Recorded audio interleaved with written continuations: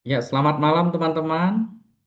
Mohon maaf sebelumnya saya baru sempat take video pembelajaran terkait dengan topik kita yang terakhir ya. Sesuai dengan di RPS ya. Kalau saya lihat topik kita hari ini tentang asuhan keperawatan pada kelompok khusus ya, terutama untuk orang-orang yang berkebutuhan khusus, kemudian korban pemerkosaan, korban KDRT, narapidana, korban trafficking dan lain sebagainya gitu ya. Nanti kita akan bahas satu-satu gitu ya. Saya akan persingkat pembahasannya agar teman-teman tidak merasa jenuh menonton video yang terlalu panjang gitu ya. Yang jelas saya akan tekankan apa sih peran perawat ketika teman-teman menemukan klien dengan kebutuhan khusus. Perawat ngapain gitu ya. Itu yang mau saya tekankan. Kemudian bagaimana cara mendiak. Karena kita belajar asuhan gitu ya. Nanti akan proses asuhan itu akan ada gitu ya. Nah, apa sih khasnya itu ya?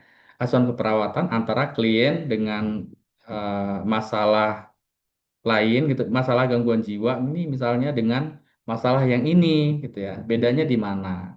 Peran perawatnya apa sih gitu ya? Itu yang mau kita bahas. Dan strategi, nggak kalah penting strategi. Karena asuhan keperawatan yang akan teman-teman lakukan, rencana asuhan keperawatan yang teman-teman akan lakukan, ya, tidak akan berhasil diimplementasikan kalau tidak teman-teman tetapkan strategi, terutama pada klien-klien khusus, ya, berkebutuhan khusus. Ya, teman-teman perlu merancang strategi, termasuk juga nanti untuk klien-klien yang korban pemerkosaan misalnya, korban-korban KDRT misalnya, itu perlu strategi khusus. Narapidana. Ya, kalau di community setting itu termasuk ya, termasuk sasaran, termasuk subjek ya untuk diberikan intervensi keperawatan.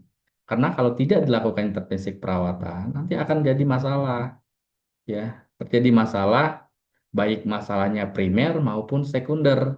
Ya, banyak hal yang perlu kita rencanakan ya. Banyak intervensi keperawatan ya yang bisa kita pilih pada kelompok-kelompok ini ya. Nah, kenapa kita perlu belajar tentang kelompok khusus? Karena dari data yang ada ya diestimasikan sekitar 1,3 miliar orang gitu ya menderita disabilitas ya. Ini data secara global ya, dan 16% ini merepresentasikan sekitar 16% dari populasi dunia, atau ya 1 dari 6 orang itu menderita disabilitas gitu ya.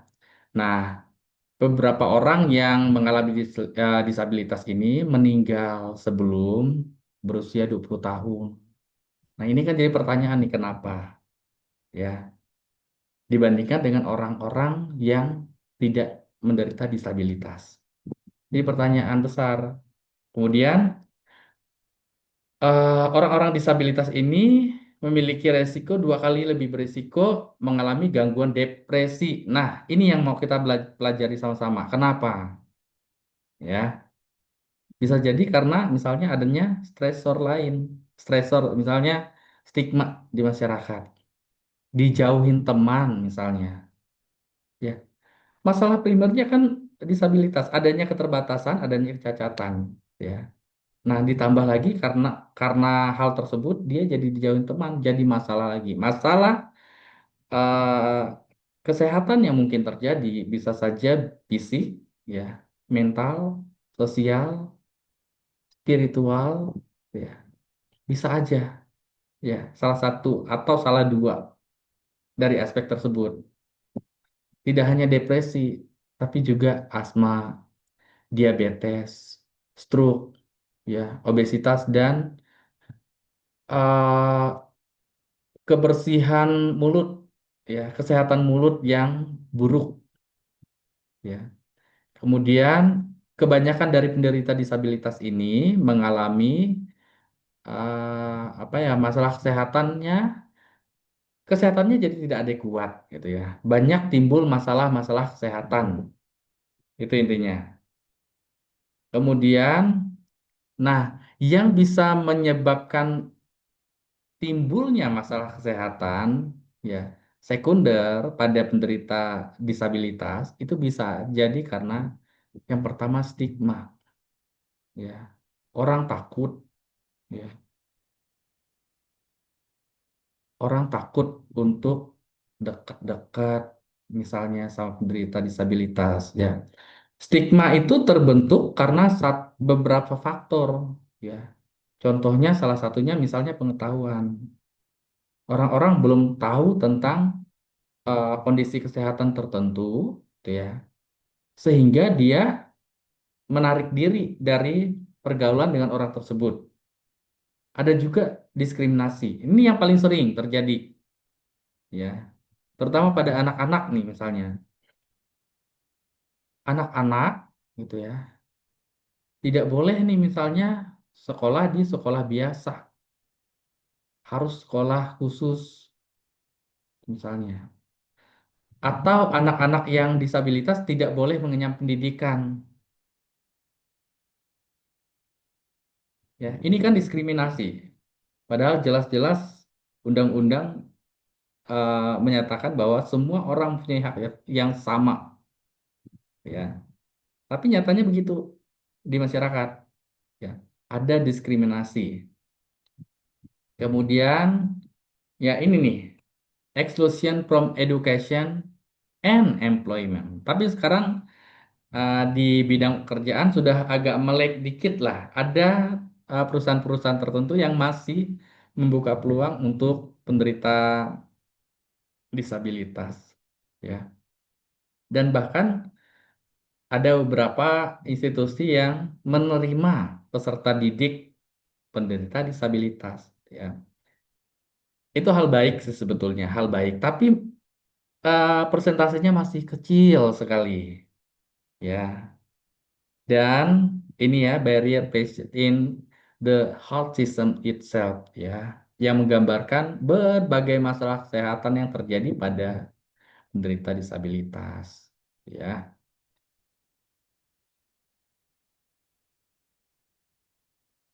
Oke.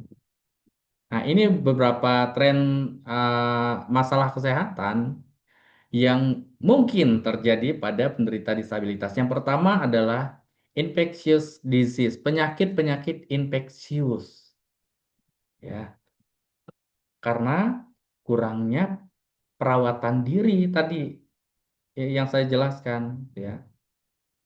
Penyakit infeksi ini kan muncul ketika ada port de entry sebetulnya, ya, ketika ada jalur masuk.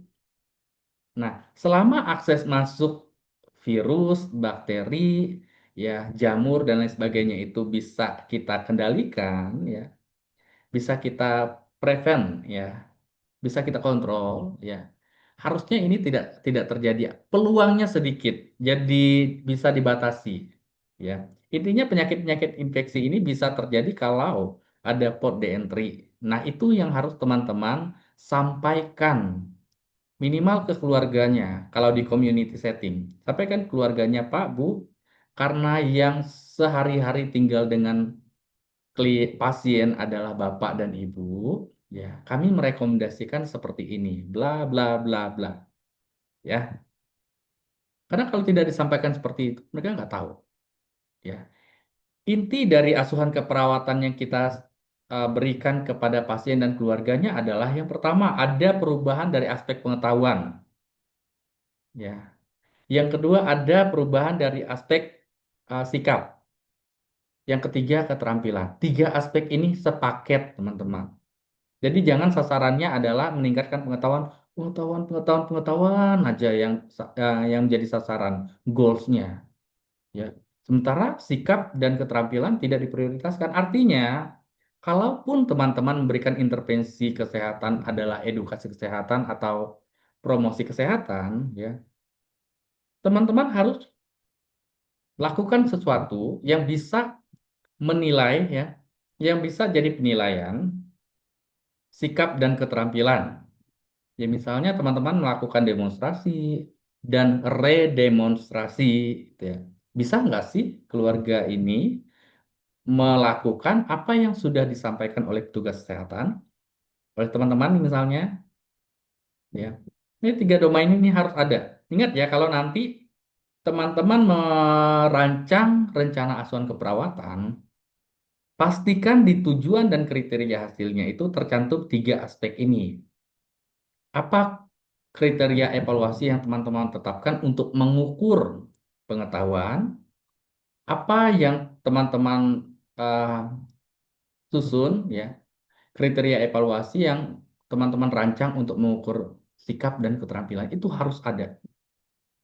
Kan kalau di tujuan dan kriteria evaluasi itu kan secara narasi, secara redaksi itu harus memenuhi kriteria SMART. SMART itu harus ada. Spesifik, measurable, ya. S, SMART. Spesifik, measurable, ya. Attainable, relevan, ya. Dan timely. Itu harus ada. Bentuk narasinya bisa saja seperti ini. Setelah dilakukan intervensi keperawatan pada siapa, gitu ya. Selama kalau di community setting kita satuannya eh, berapa kali pertemuan, ya satu kali pertemuan, ya satu kali sesi berapa menit. Itu kalau di community setting. Tapi kalau di clinical setting harus jelas berapa kali dan jumlah waktunya, ya. Karena di clinical setting itu shifting, ya. Misalnya ya 8 kali 30 menit misalnya. Artinya dalam satu sesi, dalam satu kali pertemuan dengan klien tersebut, teman-teman melakukannya 30 menit atau 20 menit gitu ya dalam satu sesi. Ya, karena ini disability gitu ya. Jadi teman-teman juga harus memperhatikan timely waktunya ya, waktunya. Kemudian setelah dilakukan intervensi keperawatan pada bla bla bla selama berapa kali pertemuan gitu ya. Apa harapannya teman-teman? Nah, harapannya kan masalah keperawatan yang tadi ada jadi nggak ada atau masalahnya terkontrol. Misalnya masalah keperawatannya adalah eh, hambatan komunikasi verbal. Artinya setelah teman-teman lakukan intervensi keperawatan, komunikasi verbalnya jadi adekuat kan, jadi apa namanya, jadi lancar, ya, tidak ada mengalami hambatan. Itu tujuannya kan, tujuan umumnya. Nah, cuma untuk menilai tujuan umum ini harus dibuat batasan, ya. Harus dibuat batasan, dibuat kriteria untuk mengevaluasi apakah benar orang ini eh, komunikasi verbalnya tidak mengalami hambatan lagi. Nah, dinilailah dari aspek pengetahuan apa itu teman-teman lihat di SLKI atau di NOK, gitu ya. Dari aspek pengetahuan, dari aspek sikap, dari aspek keterampilan. Tiga aspek itu. Demikian juga nanti menetapkan intervensi dari tiga aspek itu. Aspek pengetahuan apa intervensinya, aspek sikap apa intervensinya, aspek keterampilan apa intervensinya. Ya. Intervensi ini kan nanti akan menjawab bagaimana menyelesaikan, bagaimana mencapai si kriteria evaluasi yang sudah teman-teman tetapkan, gitu ya. Caranya mm, dijawab di NIK, gitu ya. Ada juga masalah non-communicable chronic disease, ya. Ini PTM ya, beberapa masalah kesehatan seperti diabetes itu mungkin terjadi, ya, karena pola makannya yang nggak terkontrol atau masalah justru ya masalah kesehatan lain gitu ya seperti misalnya hipertensi dan lain sebagainya ya yang sifatnya itu penyakit tidak menular atau bahkan injury ya misalnya untuk penderita disabilitas yang tinggal di jalanan artinya resiko misalnya terjadi kecelakaan ya terjadi jatuh ya itu kemudian ini prevalensi terjadinya disabilitas berdasarkan usia. Memang di sini ditampilkan kelompok usia dewasa dan lansia. Nanti kita lihat yang anak-anak ya. Kalau kita lihat di sini yang lebih banyak perempuan Nah, ini bisa menjadi bahan apa ya? Topik tugas akhir nih. Kalau teman-teman belum punya topik, ya kenapa ya? Lebih banyak prevalensinya pada perempuan ada apa? Sorry, saya minum dulu ya.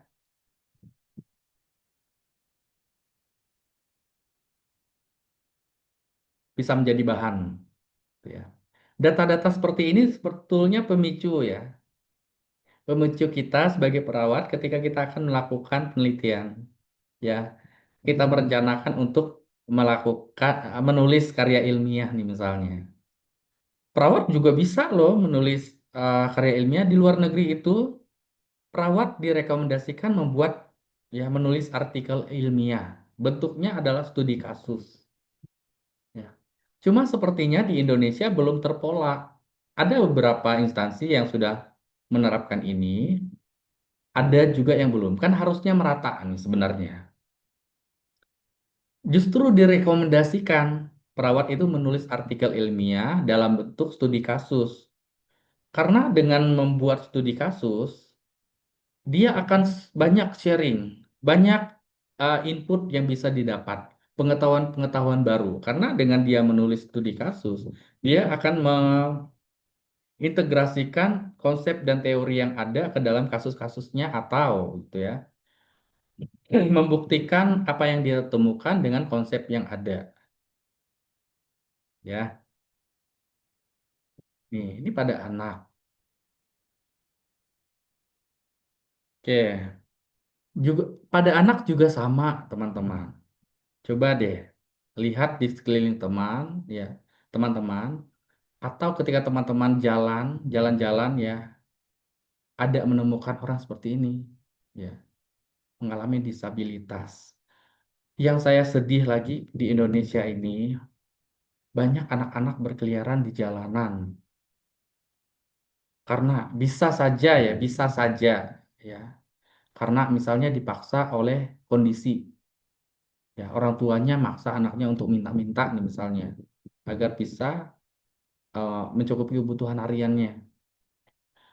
Kalau saya secara personal ya, teman-teman, saya secara personal saya tidak setuju dengan kondisi tersebut.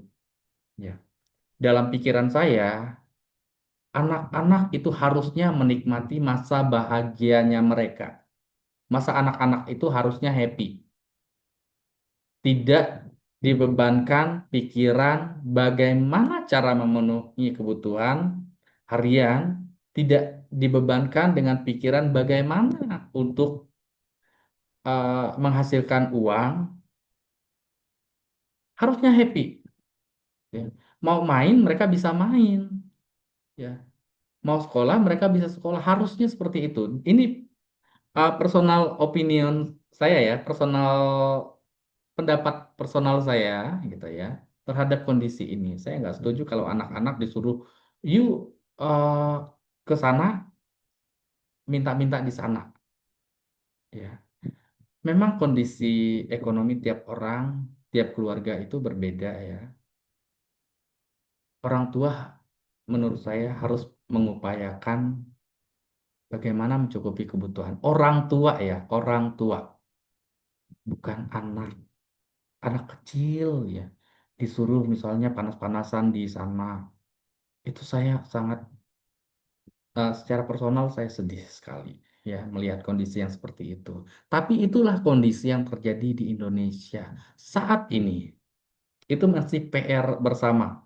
Kalau teman-teman lihat di SDGs, gitu, ada goals-nya di sana, 17 goals SDGs, ada tuh kondisinya di sana, ya, menurunkan angka ini dan itu, termasuk kemiskinan, ya. Nih, kemudian, oh, beberapa minggu yang lalu saya dapat apa ya di sosial media sih ada berseliweran gitu ya, ada kebijakan untuk membatasi ya, untuk KB, ya. Sebenarnya kebijakan ini bagus ya, tapi ada beberapa keluarga, ada beberapa individu yang menolak ya dengan dalih ya agama dan lain sebagainya, ya. Kalau kita bisa berpikir positif gitu ya, Saya kan kemampuan saya batasannya ini, gitu ya. Harusnya saya bisa mengontrol, ya, mengontrol apa ya, supaya jangan terlalu banyak beban ekonominya di keluarga tersebut, gitu ya. Akhirnya nggak terpenuhi tuh, jadinya kelaparan. Itu maksud saya.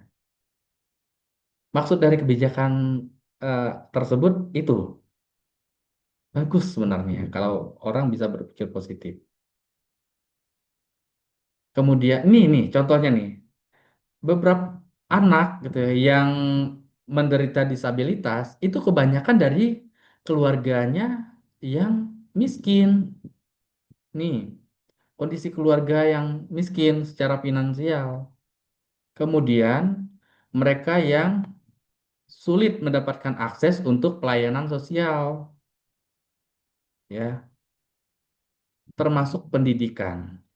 Lalu ada juga yang underweight, ya. Gimana kebutuhan nutrisinya bisa terpenuhi gitu. Kalau untuk beli makan aja susah gitu. Gimana caranya dia bisa tumbuh kembangnya baik, ya. Kalau untuk memenuhi itu gak ada. Gitu. Kemudian ini akan menjadi masalah psikologis juga. Ini kan masalah fisik nih, underweight, stunting itu masalah fisik. Ya, tapi ini akan berkembang menjadi masalah psikologis, akan menjadi masalah spiritual, sosial, kalau tidak di treatment dengan baik. Makanya salah satu skill yang harus dimiliki oleh seorang perawat adalah peka, peka dengan data, peka dengan kondisi di sekitar, gitu ya.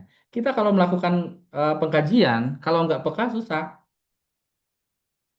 Ya, data yang didapat akan sangat minim kalau nggak peka. Data yang didapat kan bisa dari observasi, ya, bisa dari wawancara, ya.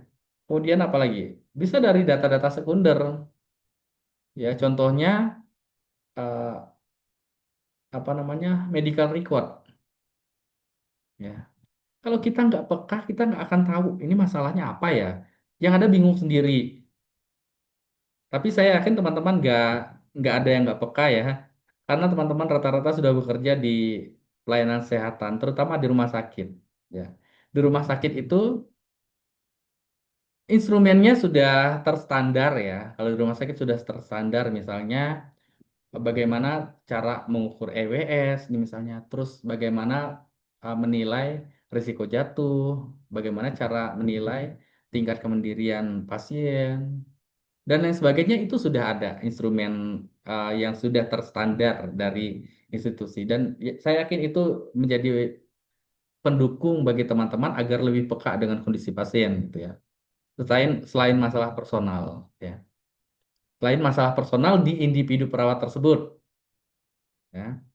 Karena tingkat kepekaan setiap orang bisa saja berbeda gitu ya. Tapi teman-teman sebagai calon nurse gitu ya, perawat nurse, karena saya eh, tahu batasan apa sih batasannya perawat vokasi, perawat nurse dan perawat nurse spesialis itu saya tahu batasan-batasannya. Dan harusnya secara leveling tingkatan itu harus ada tuh. Ya, harus ada ketika teman-teman sudah eh, memegang STR profesi nurse. Ya, harus ada tingkatan. Harus ada something new yang berubah ya di diri teman-teman. Ya, salah satunya adalah peka menilai kondisi pasien.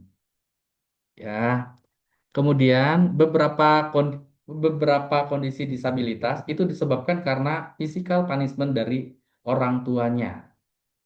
Saya menjadi saksi, ya, menjadi saksi melihat secara langsung bagaimana physical punishment ini bisa menyebabkan seseorang mengalami gangguan jiwa.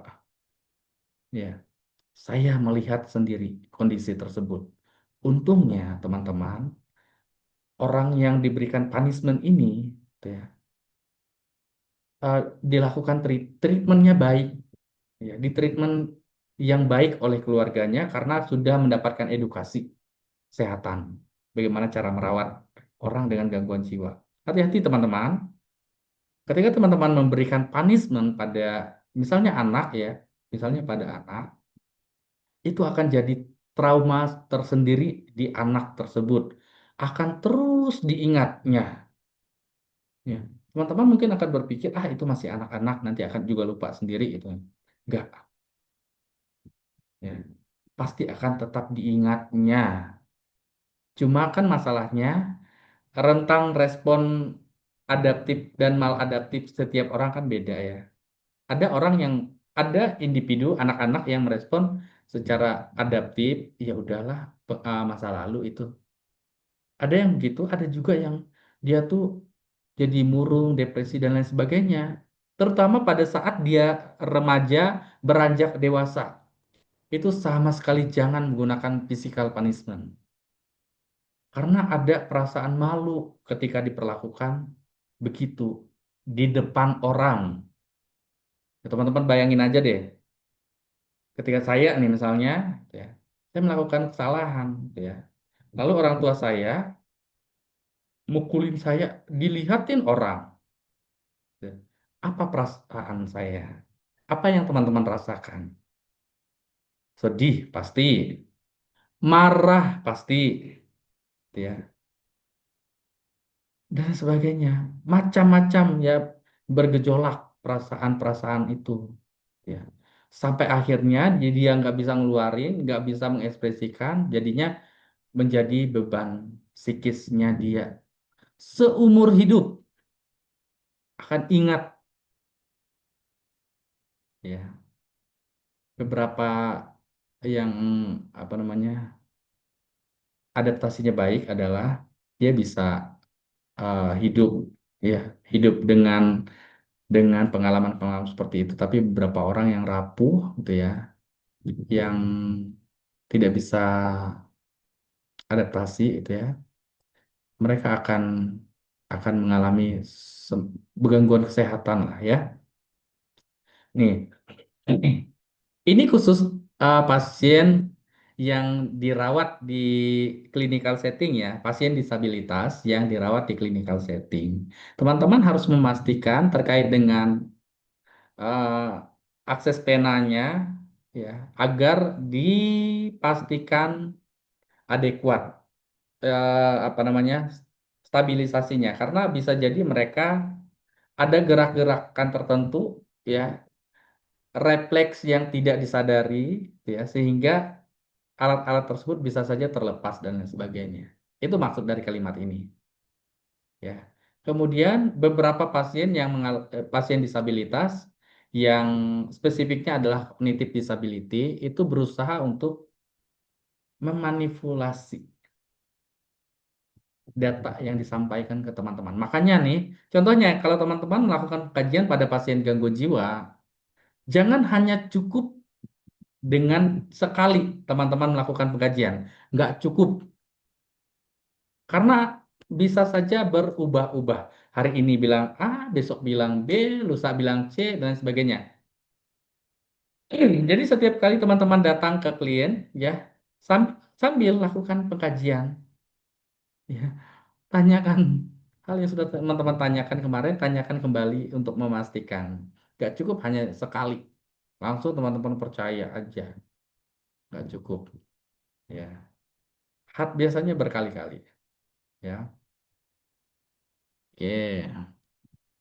Kemudian hindari ya, ini rekomendasi, hindari pemasangan infus pada tangan yang dominan karena akan membatasi pasien independen ini adalah kalau dia melakukan aktivitas, akan membatasi aktivitas yang dia lakukan. Ya, itu hanya rekomendasi saja. Itu ya, coba teman-teman ngebayangin aja gitu. Kalau saya sedang sakit gitu ya, saya dominan melakukan kegiatan di tangan kanan nih misalnya. Lalu infusnya dipasang di tangan kanan ya. Misal mau makan kan susah ya. Itu maksudnya. Kemudian ini beberapa pasien yang eh, apa ya, mengalami tindakan kriminalitas. Ya, teman-teman harus menyadari bahwa mereka juga punya hak yang sama untuk diberikan perawatan, untuk dilindungi secara hukum, dan ini termasuk privasinya, termasuk privasi dan merasa ya harus dihargai. Kemudian perlu advokasi, ya perlu dilindungi. Ya, kita perawat itu harus punya ya satu kemampuan yang sebenarnya tidak secara teori disampaikan bla bla bla bla bla bla pada saat teman-teman mengenyam pendidikan gitu ya. Tapi eh, itu dilatih jam terbang ya adalah kompetensi mendengarkan teman-teman. Ini nggak semua orang punya. Banyak orang nggak sabaran ngedengerin orang susah. Apalagi nih orang-orang yang mengalami kondisi seperti ini. Ya, perlu kita dengarkan. Apa sih keluhannya? Ya, stres itu kan harusnya rilis, teman-teman. Korban kriminalitas ini, ya, ini suatu kondisi, ini stresor buat mereka, ya. Jadi ketika mereka bercerita, menyampaikan data, itu kan menyampaikan proses menyampaikan data sebetulnya, ya. Teman-teman dengarkan, lalu teman-teman berikan intisari dari apa yang sudah disampaikan. Baik, yang sudah disampaikan tadi seperti ini, kami akan lakukan ini, ya, disampaikan. Nah, ini kaitannya dengan aspek assessment ya, pengkajian pada kasus-kasus crime ya, kriminalitas ya. Yang pertama, data dikumpulkan ya berdasarkan emergency medical service ya, pengkajian yang teman-teman lakukan di ruang IGD ya, emergency medical service, atau dari orang yang pertama kali menangani ini di lapangan ya. Petugas kesehatan yang pertama datang ke lapangan gitu ya. Kalau di Jakarta ada tuh namanya apa, ambulans, saya lupa namanya ya, ambulans gawat darurat apa gitu ya. Teman-teman mungkin tahu, atau ada teman-teman yang bekerja di eh, lapangan gitu ya, bukan di rumah sakit, seperti ambulan ini tadi. Gitu ya. Itu banyak teman-teman saya yang bekerja di lapangan gitu ya, yang standby ambulan ini di lokasinya di wilayah ini, kemudian ambulan yang berikutnya di wilayah ini. Mereka ada dibagi-bagi wilayah-wilayahnya. Saya lupa namanya apa, ambulan apa gitu ya. Tapi teman-teman saya banyak ya, banyak yang bekerja di sana karena mereka merasa kalau saya bekerja di lapangan, saya seperti apa ya, kerja tapi seperti yang nggak di di dalam ruangan gitu ya. Itu cerita mereka seru ya. Nah, kita bisa tanyakan ke petugas kesehatan yang pertama kali datang menjumpai klien tersebut, atau berdasarkan laporan polisi gitu ya. Jadi ada kerjasama antara petugas kepolisian dan petugas kesehatan ya. Kemudian ada critical information yang harus teman-teman dokumentasikan, meliputi ya, di mana lokasi kejadiannya, kapan itu terjadi, bagaimana proses terjadinya injury tersebut, itu harus didokumentasikan ya. Karena kaitannya nanti dengan penanganan ya. Saya sering buka media sosial, dokter anak menyampaikan kalau ada anak mengalami kejang, jangan panik, itu yang pertama. Terus yang kedua, rekam ya, rekam. Karena akan dinilai kejangnya bagaimana, ya, berapa lama, ya kan? Nah, demikian juga ini. kasus-kasus ini ada critical information yang harus teman-teman dokumentasikan dan teman-teman sampaikan kepada sejawat atau kepada dokter sebagai partner kerja kita. Ya, karena kaitannya dengan aspek medis, ya, penanganan medis. Kemudian ini ya, pada kenyataannya ya, pada kondisi nyata, 1 dari 3 perempuan mengalami sexual assault ya di selama masa kehidupannya ya. Ini untuk kasus-kasus pemerkosaan ya. Kemudian, tapi ya, nggak banyak yang melaporkan ya. Karena yang pertama bisa jadi karena adanya ancaman. Ya. Ini yang menghalangi kita ketika kita melakukan pengkajian. Ya, saya mengalami sendiri pada saat COVID. Ya. Banyak eh, klien yang datang tidak jujur menyampaikan kondisi kesehatannya. Ya, sehingga penanganannya jadi terhambat gitu ya. Yang seharusnya mendapatkan penanganan A jadi tidak tertangani karena tidak tersampaikan, tidak disampaikan. Begitu juga ini, ya. Hanya 1 dari 10 orang ya yang melaporkan kondisi atau kejadian tersebut. Ya.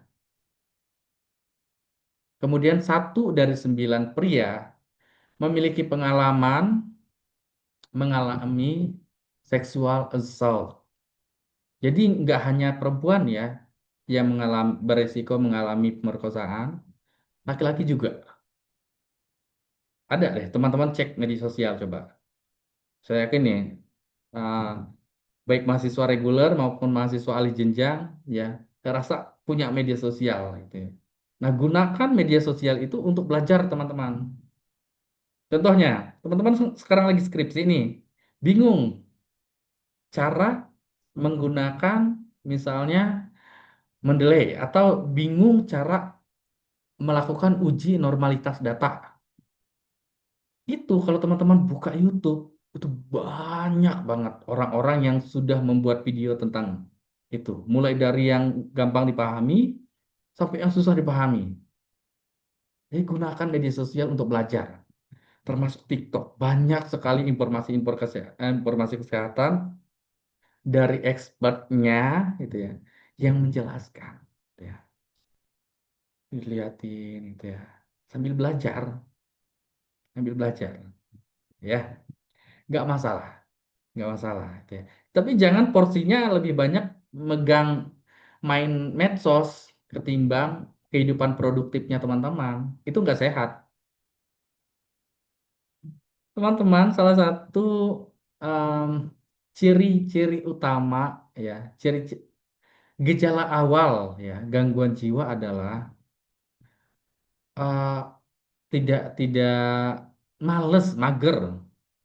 Lebih banyak porsinya untuk males-malesan daripada melakukan kegiatan-kegiatan produktif. Dan males mandi. Teman-teman, coba deh periksa diri sendiri gitu ya. Apa namanya? Apakah saya ada? Gitu ya. Apakah saya termasuk? Ya. Kalau teman-teman mungkin termasuk ke dalamnya, coba deh di manajemen dengan baik diri sendiri. Karena sesungguhnya keperawatan itu dimulai dari diri sendiri, teman-teman. Teman-teman akan bisa optimal ya memberikan tindakan keperawatan pada klien dan keluarga kalau teman-teman sendiri sehat. Coba deh, teman-teman lagi flu ya, kemudian kerja gitu ya, sambil melakukan tindakan sambil pasti tidak nyaman, kurang menyenangkan dan kurang elok deh, kurang etis terlihat oleh pasien dan keluarga.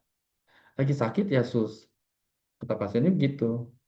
Oh iya, saya lagi flu, makanya saya pakai masker. Tidak ada yang salah dengan sakitnya gitu ya. Tapi maksud saya adalah bisa merawat diri ya, bisa merawat diri supaya saya tetap sehat dan optimal ketika saya melakukan tindakan perawatan pada pasien dan keluarga, ya. Termasuk sexual penetration, sexual imposition, ya, dan pemerkosaan pada pria dan wanita. Ya, ada beberapa kasus tuh, ya. Akhirnya ditahan sama pihak kepolisian karena melakukan pemerkosaan pada seorang pria. Ada, ada. Coba dilihat media sosial. Ada. Jadi nggak hanya cewek, wanita aja, ya. Kemudian yang terlaporkan itu hanya sedikit, gitu ya. Artinya teman-teman, karena pasiennya itu tidak melaporkan, ya, atau ada ketakutan tersendiri ketika melaporkan, itulah pentingnya teman-teman punya kemampuan peka, ya, peka. Selalu ada sign, ya, selalu ada sign. Ingat pada pasien gangguan jiwa, ya, pasien yang mengalami masalah uh, kejiwaan selalu ada sign, bisa secara verbal, gitu ya, bisa secara gerak-geriknya, atau bisa secara fisik yang teman-teman lihat, ya. Nggak apa-apa disampaikan saja ke partner kerja kita bahwa tadi saya sudah kaji, saya menemukan ini. Dari hasil pengkajian saya, si penderita mengatakan begini. Ya, saya mengartikannya seperti ini. Ya, itu disampaikan. Ya, di-sharing ke rekan sejawat. Kali aja dapat ilham, gitu ya. SAFe reporting method. Kita punya punya strategi atau metode untuk mendapatkan data. Kalau teman-teman sulit mendapatkan data dengan cara A, coba dengan cara B. Itu maksud saya. Ya. Kemudian melakukan stabilisasi terhadap masalah fisiologis dan psikologis itu penting. Kritikal itu artinya penting, urgent, harus dilakukan, ya. Kemudian pada beberapa kondisi ada yang mengalami injury secara fisik, gitu ya. Ada wound, luka, atau bahkan mengalami komplikasi lainnya dari kondisi sexual assault, ya. Teman-teman bisa cek medical history-nya, ya, termasuk medikasi, status imunisasi, status alergi dan sebagainya yang perlu teman-teman assess, ya. Kemudian ada juga kondisi psikologis, ya, dari yang diakibatkan oleh sexual assault itu bisa menyebabkan terjadinya pergerakan-pergerakan yang sangat aktif dari pasien. Misalnya, ya, ketika teman-teman melakukan pengkajian, bisa saja teman-teman mendapatkan perlakuan yang kurang menyenangkan, misalnya dipukul pasien. Makanya, ya, kita bekerja hati-hati, ya, dengan apa yang kita sampaikan, ya, atau kita tetapkan strategi khusus untuk eh, mengkaji ini klien karena punya riwayat ini, ya. Saya yakin perawat-perawat itu punya, ya. Hebatnya perawat adalah ketika dia melakukan pengkajian pada seseorang dengan kondisi A, dia dia bisa, ya, punya strategi khusus, dan strategi saya dan dengan perawat lainnya bisa saja berbeda. Yang lain menggunakan pendekatan kekeluargaan misalnya, saya melakukannya dengan pendekatan eh, personal saya yang menyenangkan misalnya, kan bisa aja, ya. Kemudian teman-teman juga harus passion, harus hati-hati, ya, harus understanding, ya, harus memahami bahwa kondisi mereka seperti ini, artinya mereka akan menyampaikan, akan memungkinkan kemungkinan menyampaikan A, I, U, E, O. Panjang ceritanya misalnya, harus dipahami. Atau teman-teman ketika melakukan interview atau wawancara dengan pasien, bisa saja ada kondisi tertentu, misalnya pasien menangis, gitu ya. Itu harus bisa teman-teman pahami, ya. Atau marah, gitu ya, tampak kesel, gitu ya. Itu harus teman-teman pahami. Itu harus rilis, teman-teman. Nah, cara merilis stres itu beda-beda. Ada orang yang merilis stres dengan bernyanyi. Ada orang yang merilis stresnya dengan menangis. Ada orang yang merilis stresnya dengan jalan-jalan. So far nggak ada masalah dengan itu. Ya, sebagai perawat teman-teman lakukan asesmen secara menyeluruh. Ya, kemudian ada perasaan yang lost control. Ya, atau bahkan berusaha menyakiti diri sendiri. Ya, atau bahkan cemas. Cemas karena misalnya mendapatkan ancaman. Itu ada juga kemungkinan seperti itu. Ntar kamu kalau kamu bilang-bilang kamu begini, itu ada.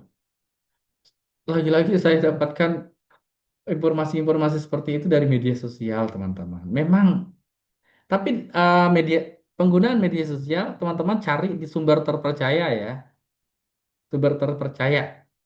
Jangan cari dari yang gosip-gosip gitu, jangan. Cari dari sumber terpercaya, gitu ya. Misalnya dari berita sebuah stasiun televisi, misalnya, ya. Itu lebih mendekati benar gitu ya ketimbang teman-teman mendapatkan informasinya dari pihak kedua atau pihak ketiga ya.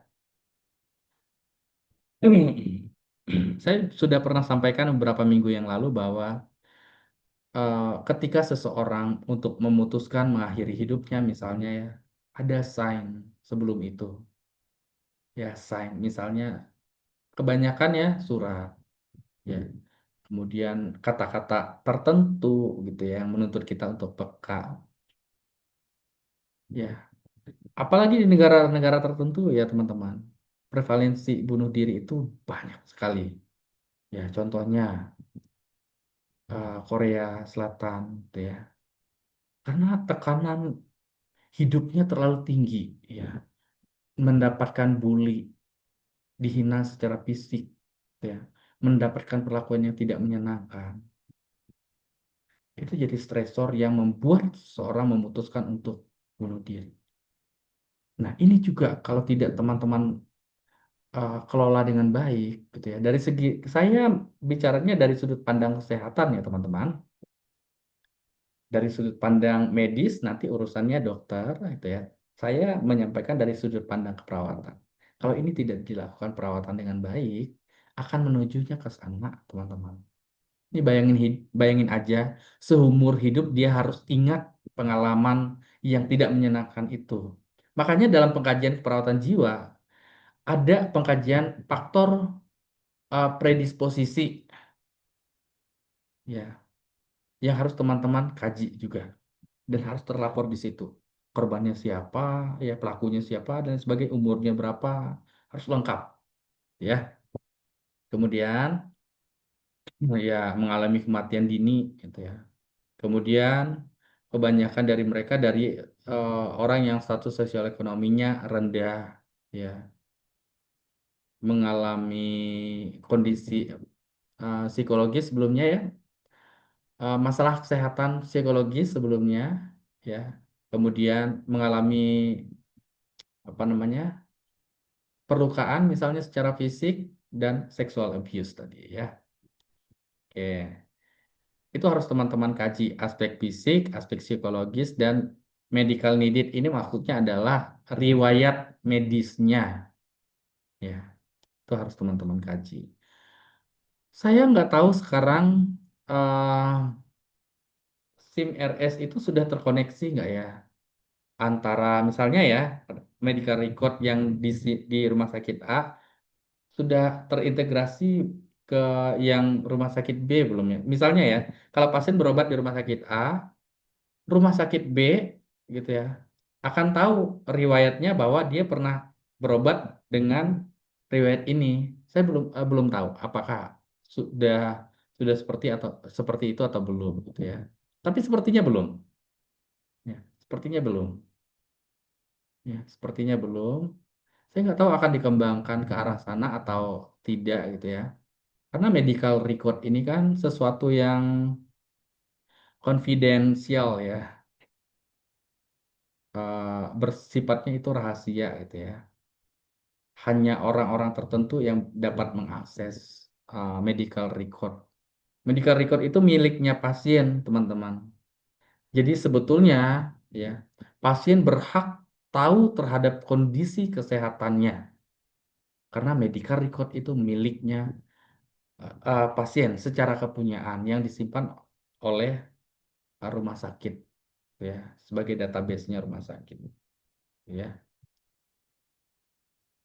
Oke, ini ya unspoken ini loh. Nih,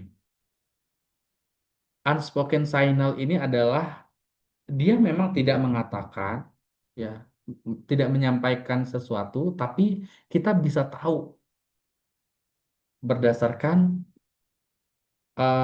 komunikasi nonverbalnya ya. Kalau komunikasi verbal kan kita bisa ya menilai langsung saya sedih, saya bingung, saya cemas.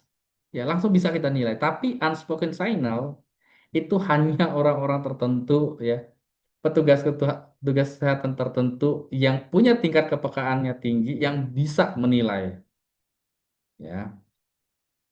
Teman-teman jangan melakukan pengkajian yang dangkal ya. Harusnya melakukan pengkajian itu secara menyeluruh ya, secara mendalam gitu ya.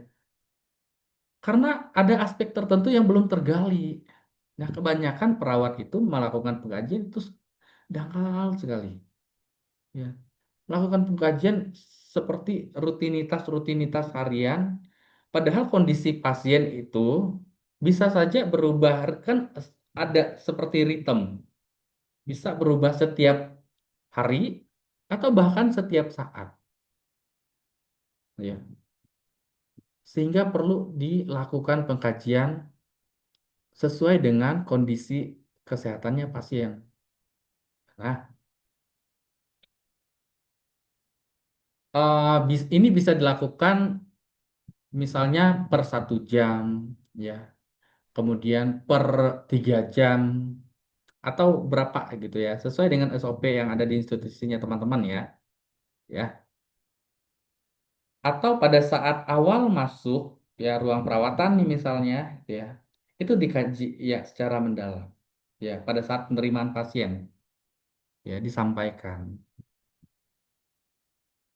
Jangan hanya cukup membaca instruksi dari DPJP-nya ya di CPPT, jangan hanya cukup dengan itu. Tapi teman-teman, apalagi teman-teman melakukan kajian pada pasien dengan gangguan jiwa, jangan buka status dulu, kaji dulu, ya. Kaji dulu baru konfirmasi. Oh, memang benar, ya.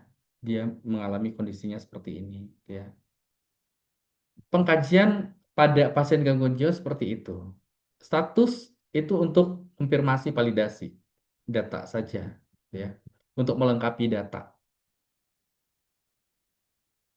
Nanti teman-teman akan ketemu, gitu ya. Kalau misalkan teman-teman beruntung praktik di rumah sakit jiwa, teman-teman akan melihat keunikan, ya, keunikan pasien gangguan jiwa. Atau nggak usah di rumah sakit jiwa deh, di ruangan perawatan, gitu ya.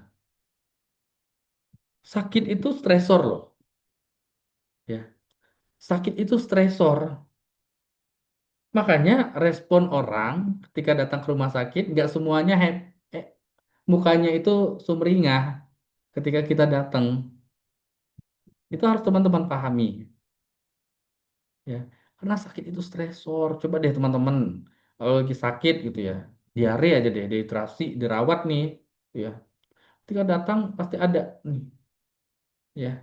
Pasti ada melakukan apa namanya? Ada sign yang teman-teman sampaikan bahwa saya sakit gitu. Pasien juga begitu, ya.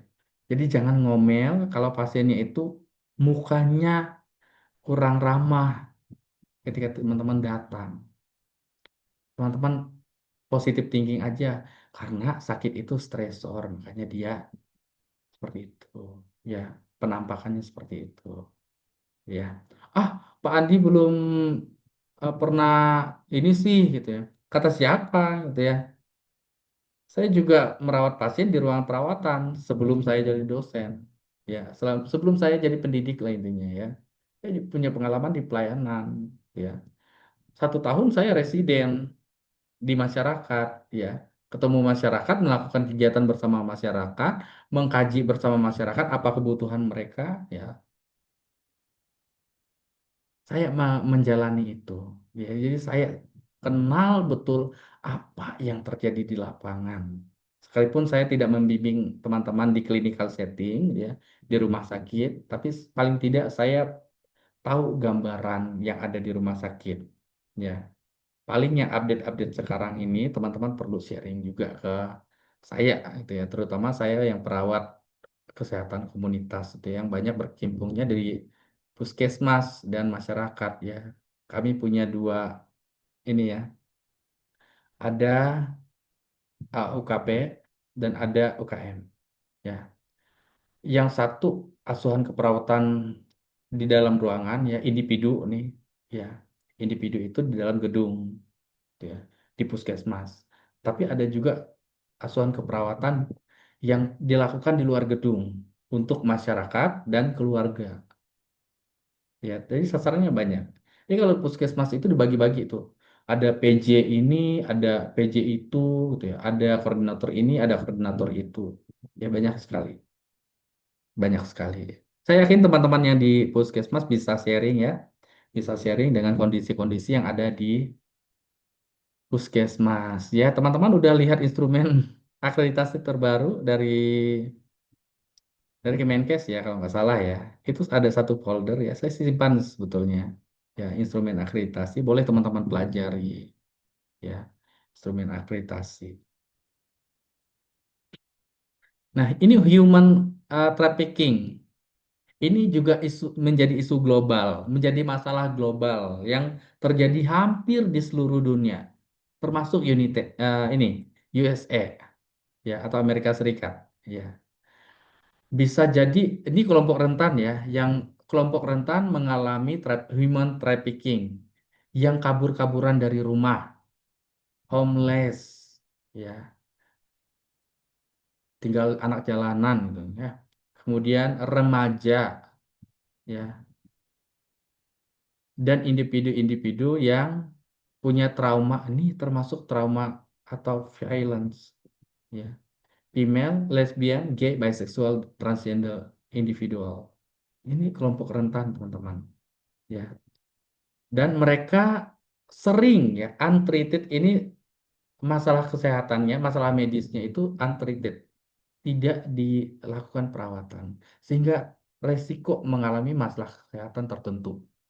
Ya, tidak hanya masalah fisik tapi juga masalah psikologis. Ya, malnutrisi, dehidrasi, substance disorder, ya, depresi sampai dengan post traumatic stress disorder. Nih, ini tingkatannya ya. Kalau tingkatan individu, ini yang mungkin teman-teman lakukan, tingkatan hubungan individu dengan orang lain, kemudian individu dengan masyarakat, ini mana ya keyword ini? Nah, ini hubungan individu dengan komunitas, teman-teman bisa lakukan ini dan masyarakat luas, ya, masyarakat luas. Ini peran perawat, ya. The warning sign physical and emotional yang berkaitannya dengan human trafficking ya pada wanita atau gadis gitu ya. Ini tanda-tanda yang harus teman-teman kenali. Itu intinya. Baik secara fisik maupun emosional. Teman-teman bisa identifikasi ya warning signs. Yang pertama, kalau ada kotoran ya. di vagina atau benda ya. Contohnya eh, bercak ya, sperma di vagina ya karena paksaan gitu ya, dan lain sebagainya, atau di rektum, kotoran di rektum. Ya. Kemudian problem with jaw and neck ya, karena mungkin dicekik ya, dicekik, kemudian adanya penekanan seperti ini ya, sehingga menimbulkan trauma ya, ada bekas, kemudian eh, tidak ada tanda pengenal, no identification, kemudian adanya tato atau branding ya, tapi ini tidak semua juga, bukan berarti orang yang bertato akan ini enggak gitu ya, itu namanya warning sign gitu ya, yang teman-teman harus waspadai gitu ya. Kemudian orang tersebut tidak diizinkan untuk berbicara ya, diintilin terus kemana-mana, itu ya, itu sign. Kemudian eh, tidak bisa berbicara bahasa Inggris karena ini konteksnya adalah perempuan eh, USA ya, di USA ya, otomatis kan kalau penjualan manusia kan dari negara lain, may not speak English, nggak bisa bahasa Inggris ya, itu sign. Kemudian tidak ada riwayat misalnya imunisasi dan riwayat kunjungan ke fasilitas layanan kesehatan. Itu bisa menjadi sign buat teman-teman untuk mengidentifikasi apakah seseorang ini kemungkinan ya mengalami apa namanya, korban human trafficking atau tidak ya. Ini kita bisa berkolaborasi ya dengan dokter dan petugas kesehatan lain ya. Kita berkontribusi untuk menemukan data inti, misalnya tadi problem with jaw or neck ya, dicekik misalnya. Oke.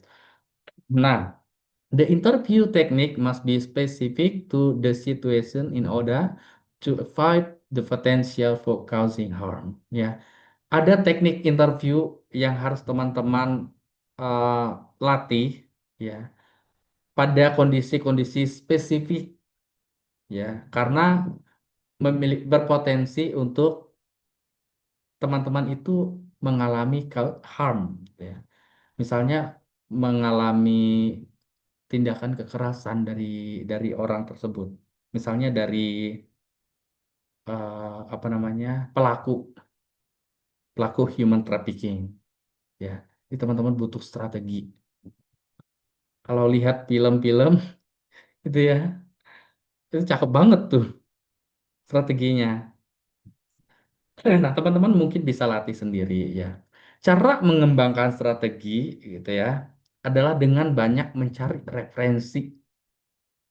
Misalnya dengan membaca, melihat artikel, kemudian bisa juga dari melihat referensi berupa video, bisa ya. Intinya teman-teman punya referensi. Oh, kayaknya strateginya seperti ini. Bisa, ide itu bisa muncul dari mana aja, teman-teman. Dari membaca buku, membaca jurnal, melihat internet, gitu ya, melihat video, gitu ya. Bisa dari mana saja yang bisa teman-teman kembangkan untuk mengembangkan teknik interview pada kasus-kasus human trafficking, gitu ya. Nurse also support and participate ya, juga mendukung dan berpartisipasi dalam safety planning ya. Bagaimana melakukan planning safety itu untuk kita juga ya. Jangan hanya safety untuk klien saja, tapi safety juga untuk kita.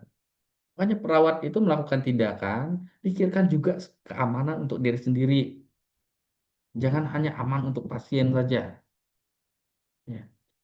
Kan jelas aman pasien, aman perawat, perawat juga perlu aman gitu ya. Dan aman lingkungan, ya, lingkungan sekitar, ya. Jadi ada kondisi-kondisi tertentu yang teman-teman harus aware. Ya, kalau teman-teman punya pasien ya yang psikologisnya lagi terganggu, gitu, amankan lingkungan. Apapun bisa menjadi media buat dia, misalnya melukai diri sendiri. Misalnya, saya sudah sampaikan kayaknya deh, hand rub, hand rub. Pernah ya, pernah terjadi di lapangan ya. Ketika diperiksa ada kandungan tuh, apa ya kata dokternya etanol atau apa gitu ya. Saya lupa, lupa karena udah lama banget gitu ya. Periksa darah gitu ya, ada kandungan etanol gitu ya. Jadi kemungkinan dokter tersebut menduga ada sesuatu yang dimasukkan oleh pasien ke mulutnya. Ya, misalnya di minum kita nggak tahu, gitu ya. Makanya aman lingkungan. Ya, hal-hal yang beresiko membahayakan pasien karena kondisi psikisnya itu lagi terganggu, gitu ya. Teman-teman amankan, jauhkan, edukasi keluarganya. Makanya tindakan keperawatan jiwa ya tidak hanya dilakukan untuk pasien saja, tapi lakukan juga ke keluarganya. Ya, keluarga harus paham. Yang pertama paham kondisi pasien, ya A, B, C, D. Yang kedua paham cara merawat pasien karena di rumah nanti merekalah yang menjadi caregiver bagi pasien tersebut. Ya, oke. Nih, neglect ya, pengabaian ya. Itu failure to provide the basic need to a child ya. Gagal untuk memenuhi kebutuhan pasien. Abuse ya. Ini perilaku kekerasan ya. Bereaksi ya, beraksi ya, aksi yang menyebabkan terjadinya resiko harm, luka gitu ya pada pasien ya. Cacat dan lain sebagainya pada anak terutama. Nih, ada bentuk physical neglect, emotional neglect, ya, parental substance abuse, ya dari misalnya ya dari ibu ke anaknya, pengabaian ini banyak ya teman-teman, banyak.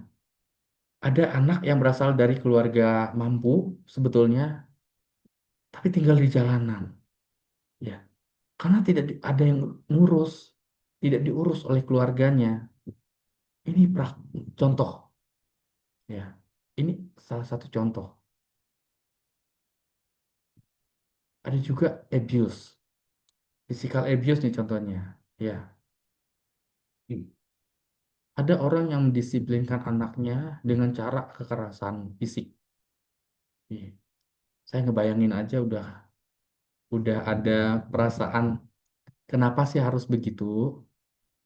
Ya, seksual abuse. Ah, Pak Andi sih belum punya anak, gitu. Ya, emang belum punya anak gitu ya. Tapi saya ngebayangin ini anak ya. Kita hanya perlu mengawasinya saja ya. Jangan sampai dia memegang benda-benda berbahaya misalnya dan lain sebagainya. Anak kecil loh. Masa anak kecil sudah dapat begini, ya kan kasihan. Ya gunakanlah em, apa namanya kemanusiaan, rasa kemanusiaan. Ya, sexual abuse, human trafficking, contohnya ya, child pornography dan lain sebagainya. Ya, emotional psychology abuse gitu ya. Ini kaitannya dengan verbal abuse. Kamu jelek, kamu kurang mampu, kamu bla bla bla. Ya, itu emosional psikologis. Terus diingat sama si kliennya. Tuh. Saya pernah dibilang gini sama ketika saya melakukan wawancara, gitu ya, ngobrol sama pasien dengan gangguan jiwa, mereka tuh banyak kan ngeluh gini. Saya tuh dulu begini, dulu saya begitu. Cerita banyak kali lebar. Kita dengerin aja dulu, gitu ya. Medical child abuse, ya. Diagnosis bisa injury ini misalnya ya, cedera. Ya. Kalau teman-teman lihat di Nanda atau di SDKI, ini ada ya, injuries ini, ini banyak. Ya, ada lah, ada di STKI. Nih, tanda yang bisa teman-teman eh, menjadi bahan dokumentasinya teman-teman ketika teman-teman melakukan pengkajian, ya. Contohnya belt bucket, ya.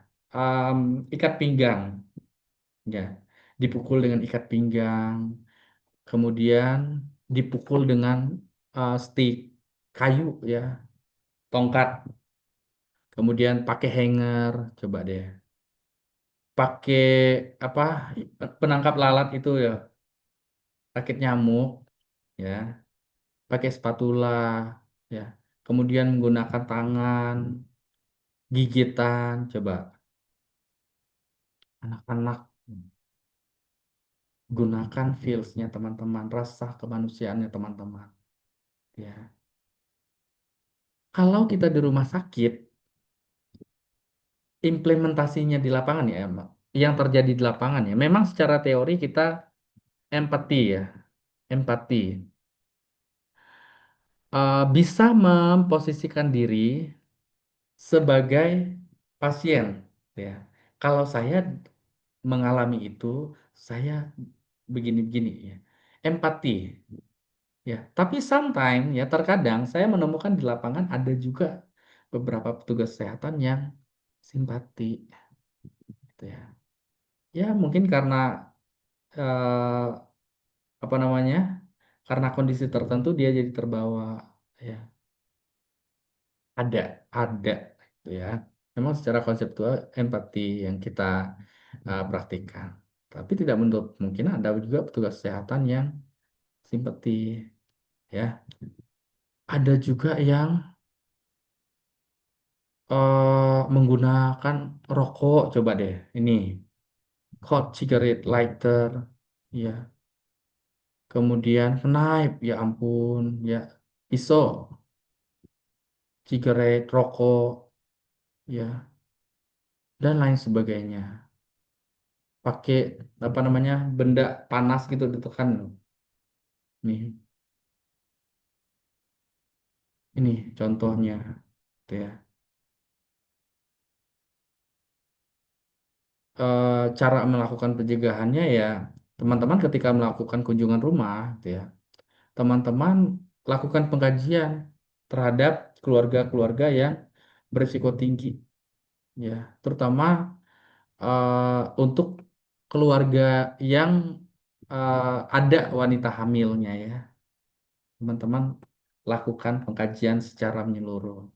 Kemudian teman-teman berikan edukasi, lakukan screening dan lain sebagainya, ya. Lakukan identifikasi dan intervention for intimate partner violence, gitu ya. Hubungan suami istri, ya. Itu lakukan identifikasi dan intervensi. Oke, teman-teman,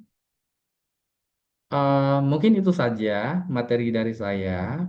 Nanti kalau teman-teman ada sesuatu yang ingin di-sharingkan, gitu ya, teman-teman boleh sampaikan melalui si pen, ya, Mas Firman, ya.